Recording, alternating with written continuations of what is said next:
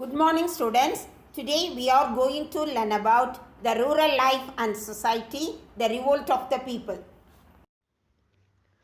Rural life and society. Peasants' revolt. The British rule in India brought about many changes in the agrarian system in the country. The old agrarian system collapsed, and under the new system, the ownership of land was conferred on the zamindars.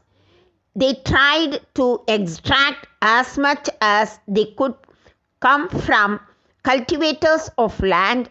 The life of the peasants was extremely miserable.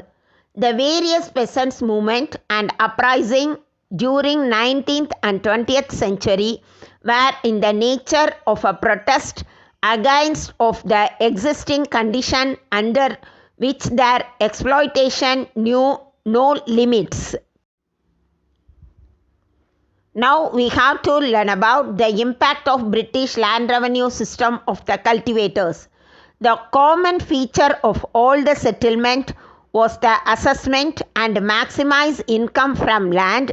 It resulted in increasing land sales and dispossessions.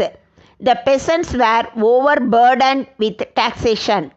Due to the tax burden and famines, in general, the people suffered in poverty and burdened with debts. They had to seek the money lenders who became rich and acquired lands from the peasants. The zamindars, money lenders, and the lawyers exploited the poor peasants. The stability and continuity of the Indian village was shaken.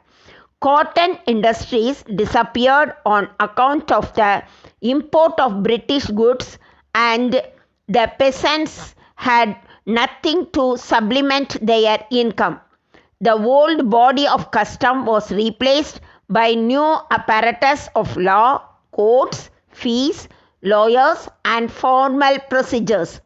The British policy proved advantageous only to the government of a privileged section of the society, and the cost of the cultivators who were rightful owners of the land and claimants of the large share of the produce. Sandal Rebellion. The first revolt which can be regarded as peasants' revolt was Sandal Rebellion in 1855 to 56. The land near the hills of Rajmahal in Bihar was cultivated by the Santals. The landlords and money lenders from the cities took advantage of their ignorance and began grabbing their lands. The credited bitter resentment among them, leading to their armed uprising in 1855. Consequently, under the belief of a divine order, around 10,000 Santals gathered under two Santal brothers, Sidhu and Kanhu, to free their country of foreign oppressors and set up a government of their own. The first rebellion was Sandal Rebellion. The house of the European planters, British officers, railway engineers, zamindars, and money lenders were attacked.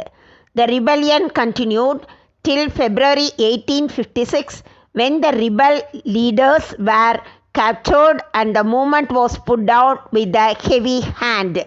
The government declared the Parganas inhabited by them as Sandal Parganas, so their lands and identity could be safeguarded from external encroachments.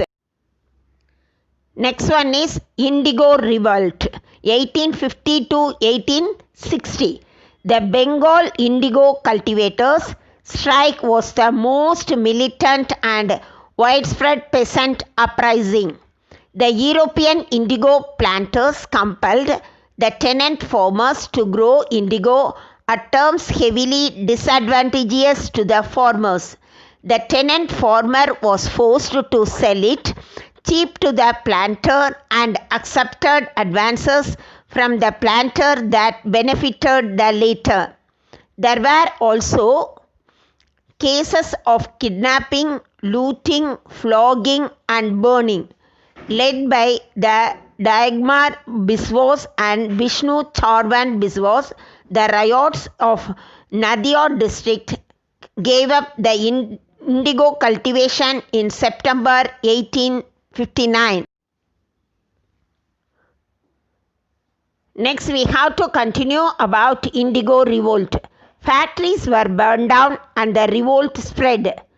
To take control of the situation, the government set up an indigo commission in 1860, whose recommendation formed part of the Act 6 of 1862. The indigo planters of Bengal, however, moved on to settle in Bihar and Uttar Pradesh. The newspaper Hindu Patriot brought to light the misery of the cultivators several times. Dinabandhu Mitra wrote a drama, Nil Darban, in Bengali with a view to draw the attention of the people and the government towards the misery of indigo cultivators. Pabna Revolt 1873-76. Pabna Peasant Uprising was a resistant movement by peasants against the oppressions of zamindars. It organized in Yusufshahi Pargana of Pabna in Bengal. It was led by Keshav Chandra Roy.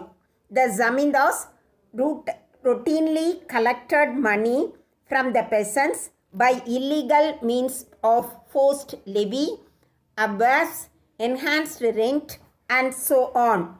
Peasants were often evicted from land on the pretext of non-payment of rent. Large crowds of peasants gathered and marched through villages, frightened the zamindars and appealing to other peasants to join with them. Funds were raised from the riots to meet the cost. The struggle gradually spread throughout Pabna and then to the other district of East Bengal. Everywhere agrarian leagues were organized. Next one is Pabna Revolt. The main form of struggle was that of legal resistance. There was very little violence. It occurred only when the zamindars tried to compel the riots to submit to their terms by force. There were only a few cases of looting of the houses of the zamindars. A few attacks on the police station took place and the peasants also resisted attempts to execute court decrees. Hardly zamindars or zamindars' agents were killed or seriously injured. In course of the movement, the riots developed a strong awareness of the law and the legal rights and the ability to combine and form association for peaceful agitation. Next one is the Deccan riots in 1875. In 1875, the peasants revolted in the districts of Pune, and that event has been called the Deccan riots. The peasants revolt primarily against the oppression of local moneylenders who were grabbing their lands systematically. The uprising started from a village in Pune district when the village people forced out local moneylenders from the village and captured his property. Gradually, the uprising and spread of 33 villages and the peasants looted the property of Marwari Shakos. Again, we continued the Deccan riots.